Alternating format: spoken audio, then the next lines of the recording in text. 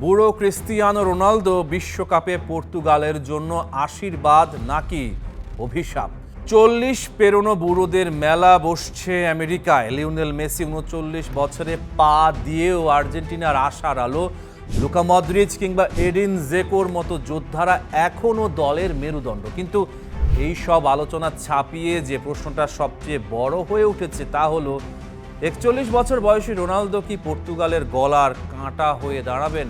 Messi বনাম Ronaldo, দুই মেরুর গল্প। 36 বছর পর আর্জেন্টিনাকে বিশ্বকাপ এনে দিয়ে লিওনেল মেসি ফুটবলকে বিদায় জানাবেন এমনটাই ভেবেছিলেন অনেকে, কিন্তু তিনি এখনো খেলছেন। 39 বছর বয়সী মেসি ইন্টার মায়ামির হয়ে ইনজুরিতে পড়ার পরও আর্জেন্টিনার কোচ বা সমর্থকেরা চিন্তিত নন, কারণ মেসি এখনো ম্যাচের চিত্র এক তুড়িতে বদলে দিতে পারেন।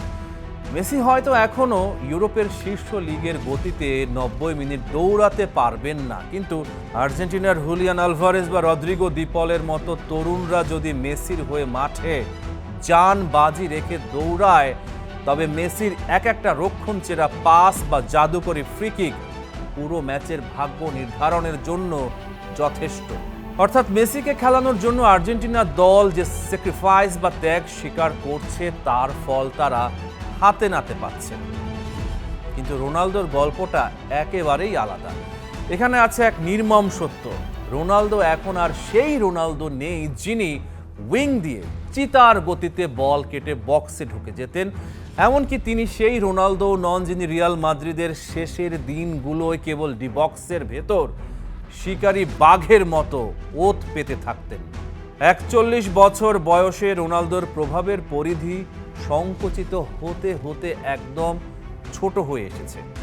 এয়ারে তিনি এখনো দারুণ, ফিনিশিংটাও রক্তে আছে, কিন্তু মাঠে তার মুভমেন্ট এখন এতটাই সীমিত যে আধুনিক ফুটবলের হাই প্রেসিং গেমের সাথে তিনি আর খাপ খাওয়াতে পারছেন না।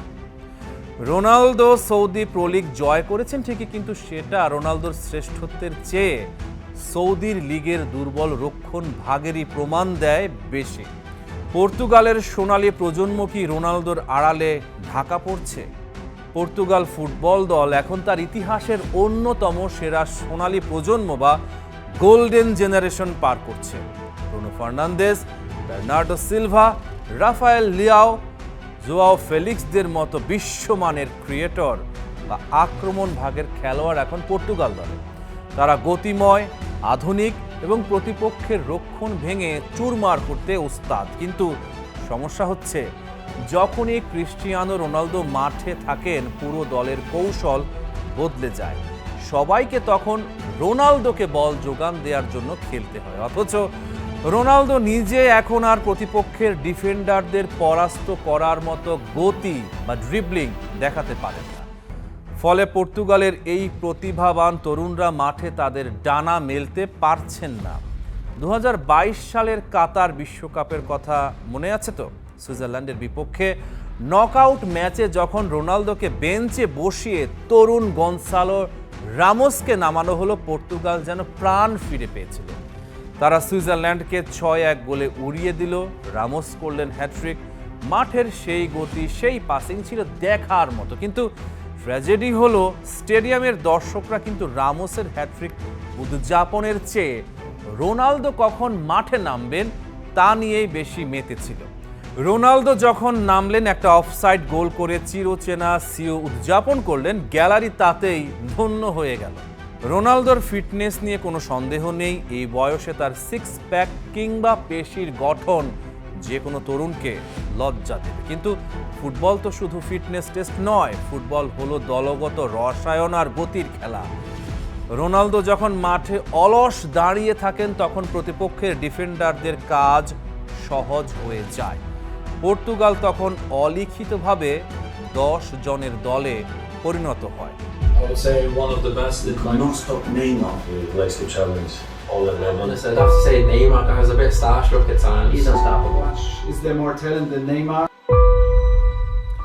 সেরা সময়ে মাঠে যখন দৌড়াতেন মনে হতো মাটি তাকে ধরে রাখতে পারছে না, যেন মাধ্যাকর্ষণ তার জন্য প্রযোজ্য নয়, যেন ফিজিক্সের নিয়মগুলো তাকে কেউ পড়তে দেয়নি।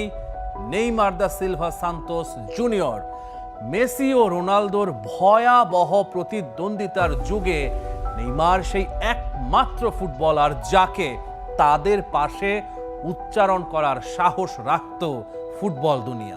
টিমমেটরা বলতো বল নিয়ে তার গতি অবিশ্বাস্য, তাকে লাথি মারতে চাইলেও পারবে না, সে ততক্ষণে অন্যত্র চলে গেছে।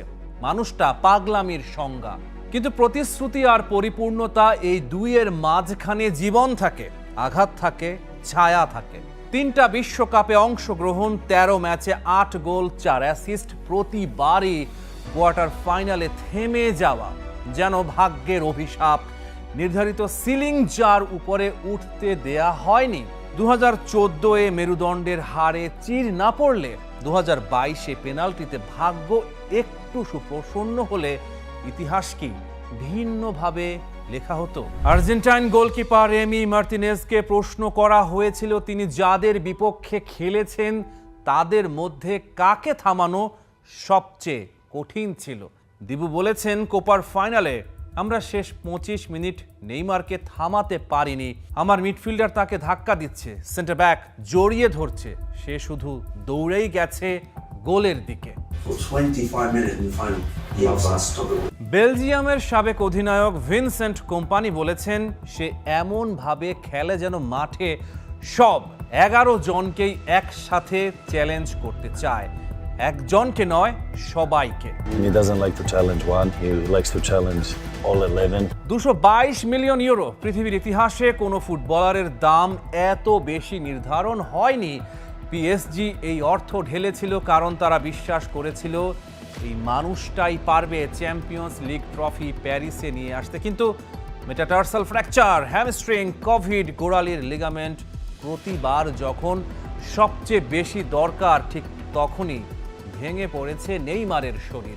Easy looking talent than Ney. I don't think it's possible. 2020 সালে চ্যাম্পিয়ন্স লিগ ফাইনালে উঠেছিলেন ঠিকই, তবে বায়ার্নের কাছে তার দলকে হারতে হয়েছিল 1-0-তে। আল হিলালে যাওয়ার 5 দিন পরে এসিএল ছিঁড়ে গেল। সেই ক্লাব তাকে দিয়েছিল প্রায় 400 মিলিয়ন ইউরো। ফুটবল ইতিহাসের সবচেয়ে দুঃখজনক ট্রান্সফার গল্পগুলোর একটি।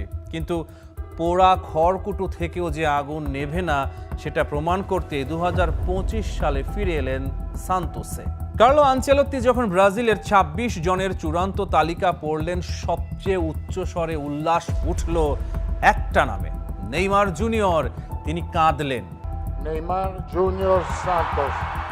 2 বছরেরও বেশি সময় পরে এসিএল ছিঁড়ে ফেরার পর বহু সংশয়ের মুখে ব্রাজিলের 34 বছর বয়সী তারকা, সর্বকালের সর্বোচ্চ গোলদাতা আবার জাতীয় দলের জার্সি গায়ে চাপাবেন। সান্তোসের হয়ে শেষ 12 ম্যাচে 5 গোল 3 অ্যাসিস্ট, গড় রেটিং 7.56। আনচেলত্তি বলেছেন নেইমার গুরুত্বপূর্ণ হবে। 79 গোল, পেলেকে ছাড়িয়ে ব্রাজিলের ইতিহাসে সর্বোচ্চ। 59টি ইন্টারন্যাশনাল অ্যাসিস্ট, সামনে কেবল বন্ধু মেসি। Outstanding player.